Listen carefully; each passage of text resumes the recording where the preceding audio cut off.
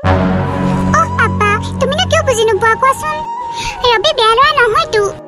মই ৰবিক বহুত ভাল পাওঁ বুজিছো কিন্তু ৰবিৰ ঘৰ গাঁৱত আছে তই টাউনৰ পৰিৱেশত ডাঙৰ হোৱা ছোৱালী এজনী গাঁৱত কেনেকৈ থাকিবি তই পাৰিবি জানো আৰু সিহঁতৰ ওচৰত আছে কি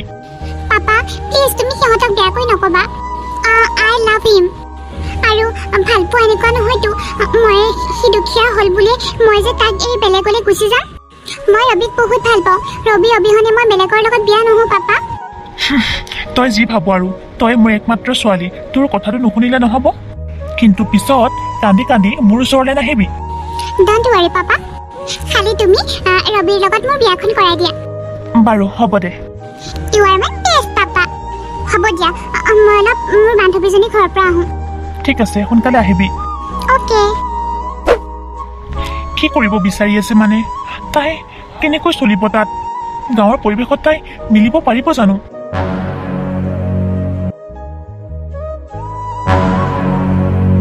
পাপা থাকা পাপা মই চাওঁ যা মাজনী ভালদৰে থাকিবি ৰবি চাবা আৰু তাইক হ'ব দেউতা আপুনি চিন্তা নকৰিব মই ৰিয়াক বহুত ভালদৰে ৰখাম তাইক মই একোৱে কষ্ট পাব নিদিওঁ মাজনী যা তুমি কিন্তু ঔষধ পাতিবোৰ ভালদৰে খাবা পাপা ঠিক আছে দে খাম যা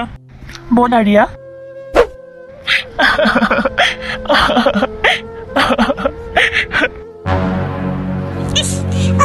ইমান একেবাৰে ঠেকেনা খাইছো কি ৰাস্তা এইবোৰ আৰু ইমান বেয়া গোন্ধ চিচি ৰিয়া এইখন আমাৰ গাঁও মানে তোমাৰ গাঁও এতিয়া এয়া আমাৰ গাঁৱৰ গোবৰৰহে গোন্ধ যাক তুমি ইমান লেতেৰা বুলি কৈ আছা সৌ মানুহজনীক চোৱাচোন গৰুৱে কৰা পায়খানাবোৰ মানুহজনী কেনেকে লাৰিছে চি চি চি চি পায়খানাবোৰ হাতেৰে কোনে চুৱে উফু তোমালোকৰ গাঁৱৰ মানুহবোৰ ইমান লেতেৰা নে আমি ঘৰ আহি পাম এতিয়া ৰিয়া সেইবোৰ বাদ দিয়া ঘৰ আহি পালো সৌটো দেখোন কেঁচা ঘৰ অঁ সেইটোৱে আমাৰ ঘৰ এইটো দেখোন কেঁচা ঘৰ মেডাম এইটোতো আপোনালোকৰ ঘৰ চিচি এইখোপা দেখোন গোবৰ এইযোৰ মোৰ 20,000 টকাৰ চেণ্ডেল আছিলে চিচি 20,000 চেণ্ডেল এতিয়া 20 টকাৰো হয়তো কানে ৰবি তোমাৰ ভণ্টিজনী ইমান অসভ্যনে নিজৰ বয়কক কেনেকৈ কথা ক'ব লাগে সেইখিনি নাজানে মই যাওঁ দেই মই মোৰ চেণ্ডেলযোৰ 20,000 টকা বুলি কোৱাৰ কাৰণে তাই মোক হাঁহিছে নহয় জানো ভণ্টিক তেনেকৈ নকয় নহয় এইজনী আমাৰ ভণ্টি তাই জানো তোমাক বেয়া ভাবি কৈছে কি কথা ক'বলৈ আহাহে মোক ঠাট্টা কৰিছে তুমি কৈছে আকৌ বেয়া ভাবি কোৱা নাই বোৱাৰী হ'ব দিয়া প্ৰথম দিনাখনেই এনেকুৱা কাজিয়া পেচাল কৰিব নালাগে আহা ভিতৰলৈ আহা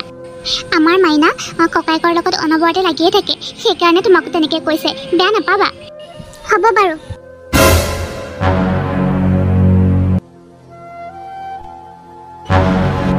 বোৱাৰী অ মা আজি তোক চাবলৈ গাঁৱৰ পৰা মানুহ আহিব তই সোনকালে ওলা ঠিক আছে বাৰু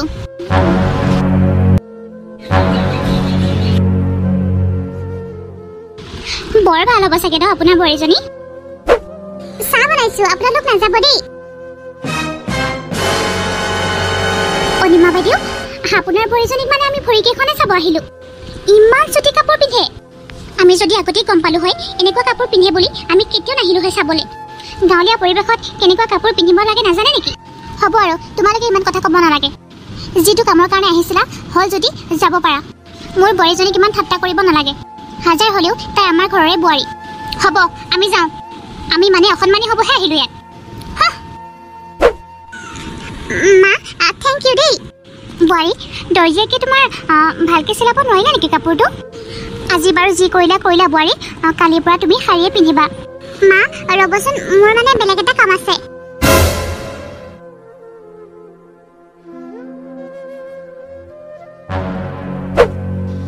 চোৱা না ৰবি মোৰ হিলযোৰ ক'তে নাইকিয়া হৈ গ'ল সকলোতে বিচাৰি ফুৰিছো ক'তো পোৱা নাই ভালকৈ চোৱা কৰিয়া ইয়াতে ক'ৰবাত আছে চাগে ক'ত যাবনো তুমিতো মোক এটা কোঠাতে আনি থৈ দিছা আৰু ঘৰখনত দুটা ৰুম এটা ৰুমততো জীৱ জন্তুৱে বান্ধে আৰু আনটো ৰুমত মানুহ থাকে এনেকুৱা ৰুমত আমাৰ ঘৰত চাকৰ কেতিয়াও নাথাকে ৰিয়া বোৱাৰী মোক থেংক ইউ ক'বলৈ আহিছে কিয় মানে আমাৰ গায়ে পোৱালিটো যে ক'ৰবালে গুচি যায়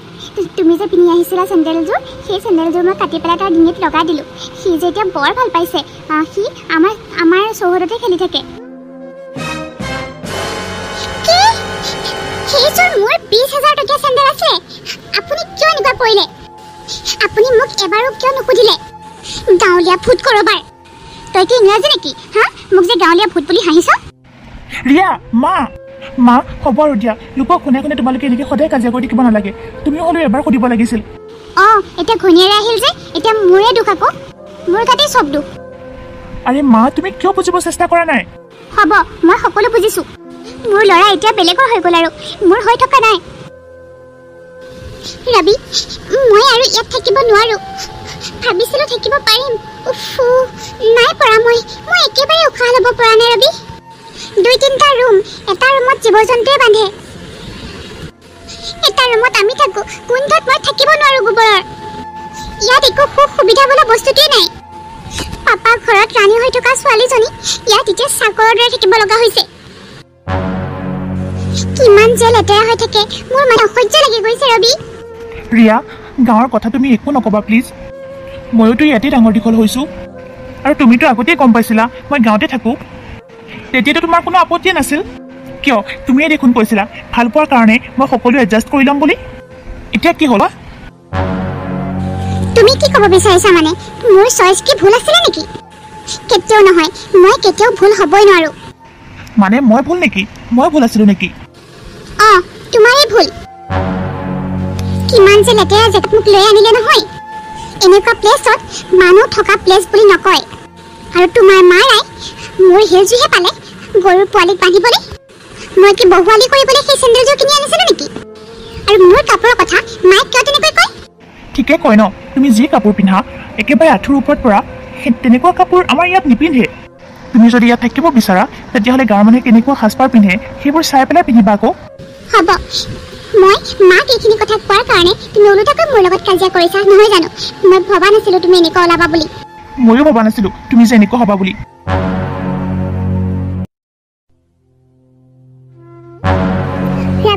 ৰবি সোনকালে আহা আজি বহুত শ্বপিং কৰিব লাগিব ইয়াত অহাৰ পৰা কাপোৰ কানি তেনেকৈ একো লোৱাই হোৱা নাই ব'লা কিমানবিলাক শ্বপিং কৰিব লগা আছে ইয়াতে ইমান দেৰি কৰিলে কি হ'ব এতিয়া হ'ল নহয় ব'লা দাদা ক'ত যাওঁনো তহঁতে নাই বৰে বোলে অকণমান শ্বপিং কৰাৰ কথা আছিলে তাতে যায় বোলে দাদা বেয়া নাপাওঁ যদি ময়ো যাওঁ ব'ল তহঁতৰ লগত মোৰ একেবাৰে ঘৰতে সোমাই মনটো বেয়া লাগি থকা হৈছে আৰু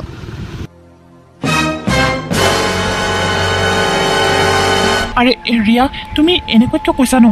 জাষ্ট তাই কথাটোহে কৈছে কি কথাটোহে কৈছে আমাৰ লগত যাবলৈ ওলাইছে তাই আৰু এনেকৈ গাঁৱলীয়া ভূতক লৈ মই ক'তো নাযাওঁ মোৰ লাজ লাগে বৌ হ'ব দিয়া নাযাওঁ মই যোৱা তোমালোকে ভণ্টি চৰি মই তোক বেলেগ এদিন ফুৰাবলৈ নিম দে নাই হ'ব দে তহঁতে যাচোন আমাৰ লগত যাবলৈ আহিছে নীলাজ কৰবাৰ হ'ব এতিয়া নাযায় নহয় ব'লা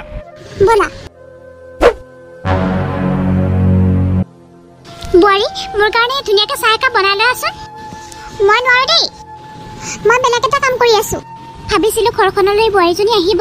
আৰু আমাৰ ঘৰখনলৈ সুখ নধৰা হৈ আহিব কিন্তু চব দেখোন ওলোটাহে হ'ল আমাৰ কথা বোৱাৰীজনী একো শুনিবই নিবিচাৰে এটাই ল'ৰা চব শেষ হৈ গ'ল আৰু নাই এনেকৈ আৰু কিমান দিন কাজিয়া পেচাল সহ্য কৰি থাকিম কেতিয়াবা যদি বৌয়েকে ননন্দিয়াকে কাজিয়া লাগে কেতিয়াবা আৰু শাহুৱেক বোৱায়েকৰ মাজত কিমান শুনিম আৰু মই ভবাই নাছিলোঁ ৰিয়াক বিয়া পতাৰ পাছত এনেকুৱা এটা যে সমস্যাৰ সন্মুখীন হ'ব লাগিব মই মানে কাকো বুজাব নোৱাৰা হৈ গৈছোঁ সিহঁতক বুজাবলৈ গ'লে ওলোটাকৈ মুখহে বুজাই পঠিয়ায় এনেকৈ ঘৰখনত কাজিয়া হৈ থাকিলে ঘৰখন কি হ'ব বাৰু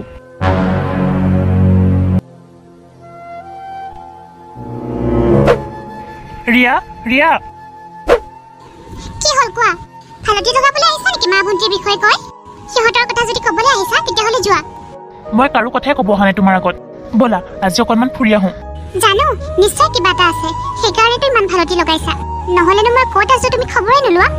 মোক যদি ঘৰত এডজাষ্ট কৰিবলৈ কোৱা নহয় কিবা কথা চাই ল'বা কিন্তু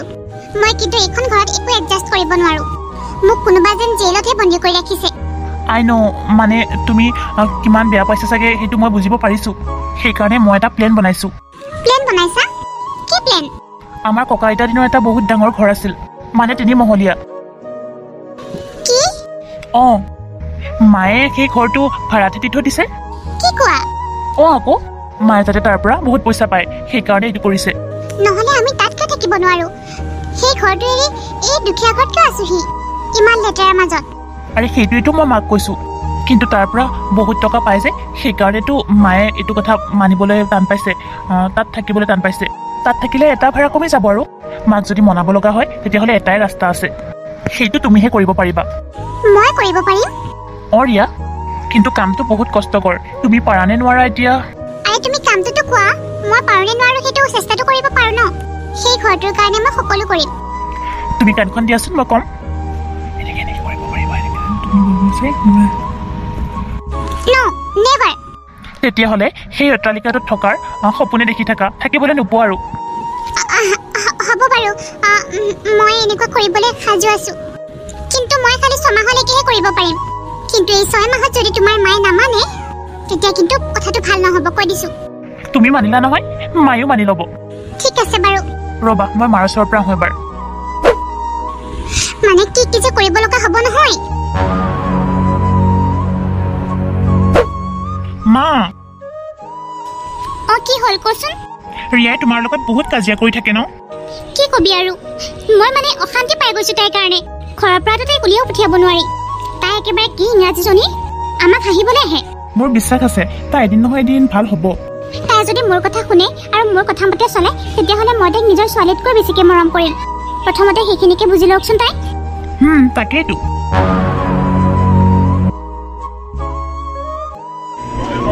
কৃষ্ণ কৃষ্ণ অপৰাধ বিনাশন তুজু নামে নাৰায়ণ জানি নাম পঢ়িলো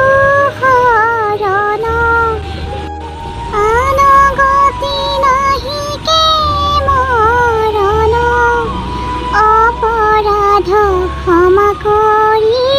তুমি দয়াশীল হৰি মোক ৰক্ষা কৰি ওচৰণে ৰাম মোক ৰক্ষা কৰি ওচৰণে কৃষ্ণ কৃষ্ণ প্ৰভু কৃষ্ণ ঘৰখনলৈ সুখ শান্তি ঘূৰাই নিবা প্ৰভু বোৱাৰীজনী সুমতি দিবা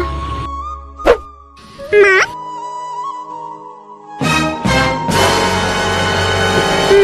মোক আশীৰ্বাদ কৰিব দে হ'ব দে তই মোক আজি সেৱা কৰিছ আকৌ ইমান ধুনীয়াকৈ চাদৰ মেখেলাও পিন্ধিছ আজি মোৰ বহুত ভাল লাগিছে বোৱাৰী মা আজি মই মোৰ হাতেৰে আপোনাৰ কাৰণে কিবা এটা বনাইছো আপুনি খাই চাই পেলাই ক'বচোন দেই কেনেকুৱা হৈছে এদিনতে ইমান সলনি হৈছা তুমি এয়া মই সপোনহে দেখিছো নেকি যিজনী ছোৱালীয়ে ইমান চুটি চুটি কাপোৰ পিন্ধে আজি মোৰ কাৰণে চৌকাত কিবা বনাইছে মই মানে সপোনহে দেখি আছো নেকি ভাবিবই পৰা নাই সঁচাকৈ মা মই আপোনাৰ কাৰণে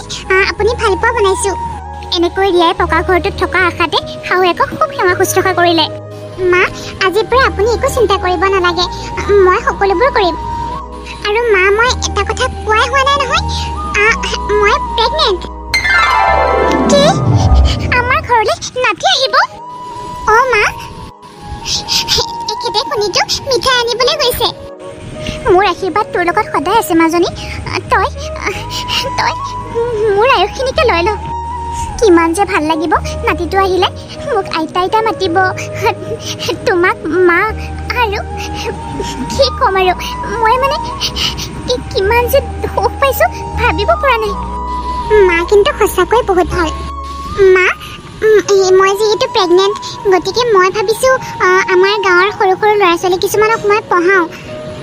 মানে টিউশ্যনৰ দৰে হ'ব আৰু ভাল পালে এটা দুটাকৈ বাঢ়ি আহিব আৰু মোৰ গৰ্ভত থকা সন্তানটিৰ কাৰণেও ভাল দিয়কচোন মা একদম বহুত ভাল চিন্তা কৰিছা বোৱাৰী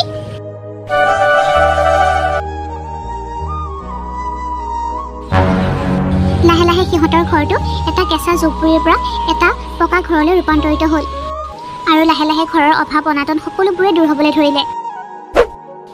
ঘৰৰ কাপোৰ কাপোৰবোৰ ধুবলৈ আছে সোনকালে কাপোৰবোৰ ধুই আকৌ মন্দিৰৰ পৰা এপাক আহিবগৈ লাগে কি হ'ল বোৱাৰী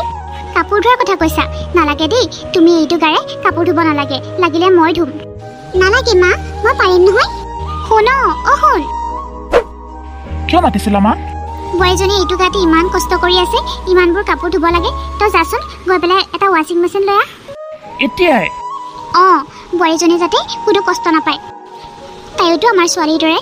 এইখিনি সময়ত তাইক আমি বহুত কেয়াৰ ল'ব লাগিব এতিয়া মই বোৱাৰীক হাতেৰে কাপোৰ ধুবলৈ নিদিওঁ কষ্ট পাব নহয় সন্তানটোৱে আৰু মোৰ নাতিটোৱে কষ্ট পালে মই বহুত দুখ পাম হ'ব দিয়া মা তুমি কৈছা যেতিয়া মই এতিয়াই কৈ পেলাই লৈ আহিমগৈ বাৰু মা আপুনি সঁচাকৈ বহুত ভাল আপোনাৰ দৰে এজনী শাহু থাকিলে সকলোবোৰ বেয়া মনৰ বোৱাৰী হ'লেও ভাল হৈ যাব তো যেনেকৈ আমি ছোৱালীজনীক বুজিব লাগে বোৱাৰীজনীকোতো বুজিব লাগে তুমিওতো তোমাৰ মা দেউতাক এৰি থৈ আহিছা ইয়ালৈ ৰ'বাচোন দেই মই আহি আছোঁ ৰিয়া কোৱা আমি কৰা প্লেনটো 6 মাহ হৈয়ে গ'ল দেখোন আৰু মায়ে দেখোন ঘৰটো দিম বুলিও কোৱা নাই এতিয়া কাম এটা কৰা তুমি যদি বিচাৰা তেতিয়াহ'লে তুমি দেউতাৰ ওচৰলৈ যাবগৈ পাৰা আই এম চৰি তুমি মোৰ কাৰণে এই 6 মাহ বহুত কষ্ট খাই থাকিবলগীয়া হ'ল ব'লা তুমি সোনকালে কাপোৰ কানিবোৰ বান্ধি লোৱা আৰু মই তোমাক দেউতাৰ ওচৰত থৈ আহিমগৈ তুমি এনেকৈ কেনেকৈ মোক তাত থৈ আহিবগৈ পাৰা তুমি মানে মোকেই থাকিব পাৰিবা আৰু